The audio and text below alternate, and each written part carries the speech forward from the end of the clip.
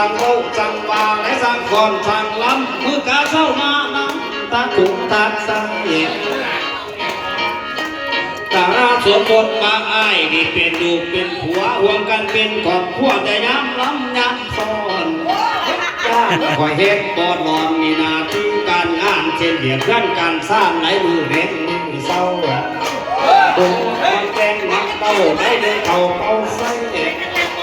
จันนาการกระจับนั่งเจ้าขายันหัวไปเสียดีมีหัว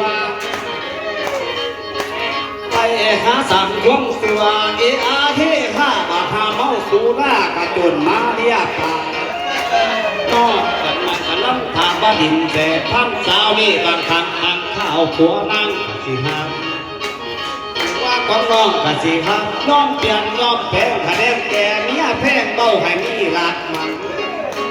เป็นคนดูคนมันสร้างครอบสร้างครัวยาสูบยังถึงผัวหลายที่น้องหลักผัวไปเรียกการลามาไกลมุ่งกาลาและปล่อยหาลาผัวไปเฮียงกับลุงในการเมืองเบิ่งกับปล่อยเงินของผัวน้อยกับบ่อไฟกันหานางถ้ากินน้ำตาน้ำผัวเขาไม่หวงตื่นย้ำเด็กย้ำเศร้าว่ามันออกแข้งงานนั่นแต่ว่าลูกหลานมันเก็บมันไข่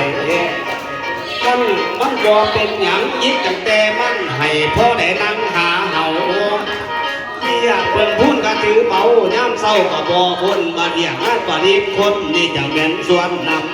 ำมาแต่ตาบันคำไก่ขึ้นลอยร้องโดนไว้ปั๊มบุญหมอนอย่าบูสายย้ำนอนจนได้ผ่อนท่าทีบ่มีค่า